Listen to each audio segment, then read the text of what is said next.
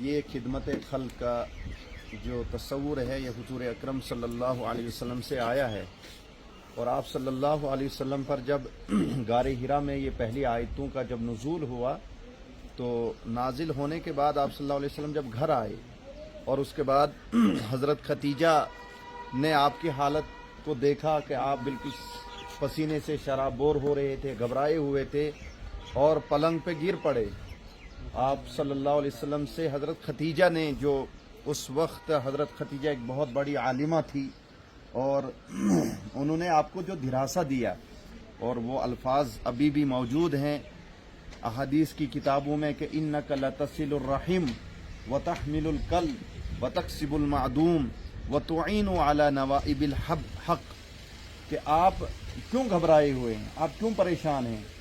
یہ نہیں فرمایا کہ آپ بہت زیادہ صوم و صلات کے پابند ہیں یا آپ فلاں فلاں ہیں، بلکہ یہ فرمایا کہ آپ تو صلہ رحمی کرنے والے ہیں۔ انک لتصل الرحم وتحمل الکلب، اور بے سہارا کا سہارا بننے والے ہیں، یتیموں، بیواؤں، مسکینوں، محتاجوں، ضرورت مندوں کی آپ کفالت کرنے والے ہیں۔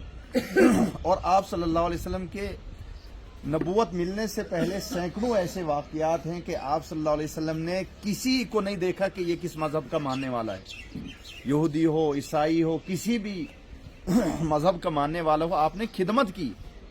وہ بڑھیا کا واقعہ ایک مشہور ہے کہ ایک بڑھیا جو بوجھ لے کر کہیں جا رہی تھی تو آپ ان کے سہارا بنے، اور اوپر پہنچنے کے بعد پھر اس بڑھیا نے کہا کہ ایک بات سن لو کہ یہاں ایک بندہ نکلا ہے جو کہتا ہے اللہ ایک ہے، یعنی ایک خدا کو مانو، اس کی بات مت ماننا۔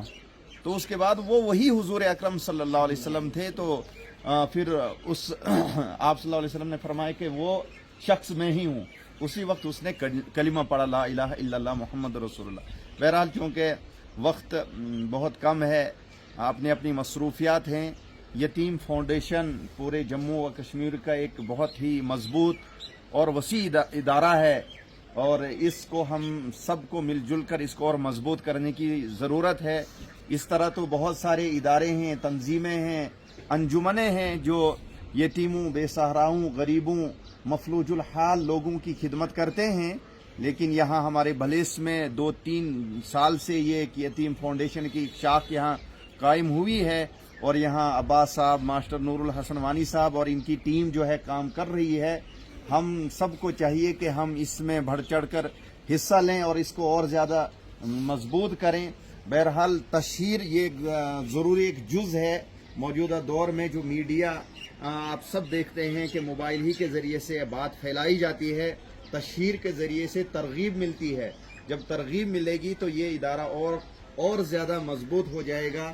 لہٰذا اللہ تعالیٰ سے دعا کریں کہ اللہ تعالیٰ اس شاخ کو یہاں اور زیادہ مضبوط فرمائے، اور اللہ تعالیٰ ہم سب کو کہنے سننے سے زیادہ عمل کی توفیق عطا فرمائے۔ یہ خدمت خلق ایک بہت ہی مضبوط، اور سمجھ لیجئے کہ یہ ایک ریڑھ کی ہڈی کی حیثیت رکھتا ہے اسلام میں۔ زرگر صاحب، آج جو ہے آپ نے بہت ساری فوڈ کٹس یہاں پہ لوگوں کو دی۔ آپ مجھے سب سے پہلے یہ بتاؤ، جموں کشمیر یتیم فاؤنڈیشن کیا ہے؟ جموں کشمیر یتیم، سب سے پہلے میں آپ کا شکریہ ادا کرتا ہوں اور آپ کے چینل کا، یہاں آنے کی آپ نے تکلیف گوارا کی۔ جموں کشمیر یتیم فاؤنڈیشن ایک سوسائٹی ہے جو پورے جموں کشمیر میں یہ کام کر رہی ہے۔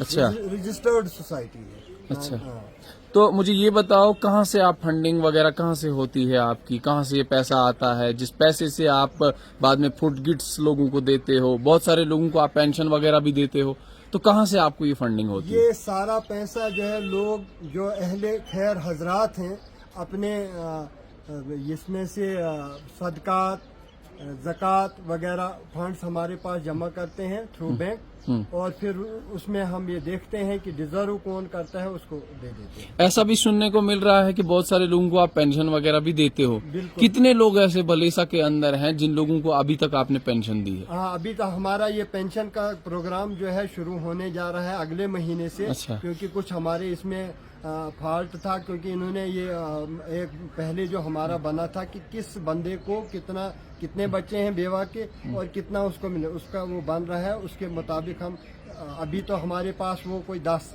केसेस ऐसे हैं अच्छा जिसको हम मंथली फंडिंग करेंगे। अच्छा, वानी साहब आपसे पूछना चाहूंगा, मुझे ये बताओ कि आज आपने बहुत सारी लोगों को फूड किट्स दी, कुछ महिलाएं भी यहाँ पे आई, लेडीज थी जो विडोज थी, या बहुत सारी बच्चियां ऐसी थी जो हमने देखी, यतीम भी हैं वो, तो आपने फूड किट्स दी। तो एक सवाल जो है मेरे मन में बार बार खटकता रहता है, जो मैंने आज तक किया भी नहीं है, मैंने किसी की वीडियोग्राफी इस पे नहीं की है, तो वीडियोग्राफी के रिगार्डिंग आप क्या कहना चाहोगे? अस्सलामु अलैकुम वरहमतुल्लाहि वबरकातुहू। रसूल अरबी सल्लल्लाहु तआला अलैहि वसल्लम की एक हदीस है, मन तसद्दका युराई फ़क़द अशरका, मन सल्ला युराई फ़क़द अशरका, मन सामा युराई फ़क़द अशरका। इसका मतलब ये है कि जिसने दिखलावे के लिए नमाज पढ़ी उसने शिरक किया, जिसने दिखलावे के लिए रोज़ा रखा उसने शिरक किया, और जिसने दिखलावे के लिए कोई सदका किया उसने शिरक किया। तो अगर हम कुछ चीज़ों को थोड़ा ज़्यादा नशर करते हैं तो इस हदीस के नुक्ते नज़र से अगर देखा जाए तो ये एक तरह का कहीं रियाकारी ना हो जाए, इसलिए थोड़ा सा डर डर के ही हम इस चीज़ को देखते हैं कि अगर मीडिया पे ज़्यादा उछाला ना जाए। और लेकिन एक चीज़ हमें मजबूर करती है, क्योंकि हम अगर इस चीज़ को थोड़ा सा नशर नहीं करेंगे कि काम हो रहा है, फिर हमारे साथ जो डोनर्स हैं वो डोनर्स ज़्यादा से ज़्यादा नहीं जुड़ेंगे। तो हमारा सबसे बड़ा अहम मकसद यही है कि हमारे से ज़्यादा डोनर्स जुड़े, जो हमारी एक वो बहुत बड़ी टीम बन जाएगी, 100 तक 150 तक। आज हमने 30 के आसपास या 25 के आसपास लोगों की बेवाओं की मदद की है। इंशाल्लाह जब हमारे साथ आप जैसे साथी, आप जैसे अजीज, आप जैसे शागिर्द और अपने मोहतरम अब्बास साहब या इसके अलावा अमीन साहब मीर या हम हमारे अयूब साहब की तरह हमारे बुजुर्ग हमारे साथ जुड़ते जाएंगे, 150 तक जब हमारे डोनर्स बन जाएंगे तो इंशाल्लाह हम और ज्यादा बेवाओं को 50-100 तक, और जितने भी हमारे जरूरतमंद बेवाएं हैं खास करके यहाँ भलेसा के अंदर, उनकी मदद कर सकेंगे। और हमने कोशिश की है जहाँ तक ये रियाकारी से बचने की, इसीलिए हमने आपसे भी अर्ज की थी कि ये जो हमारी बहनें हैं, बेवाएं हैं, इनको इनका जो है जो भी अगर इनका मीडिया पे लाया जाए उसको थोड़ा सा अबर आलूदा करके, वो आप बखूबी जानते हैं हमसे ज्यादा। तो बस यही है, सिर्फ एक ही मकसद है कि रियाकारी ना हो जाए, और अल्लाह से दुआ करते हैं हम कि अल्लाह हमारे इस काम में रियाकारी से हमें नजात अता फरमाए और हमारे इस सदक़े को कबूल फरमाए, और आवाम तक ये हमारी बात और पैगाम पहुँच जाए।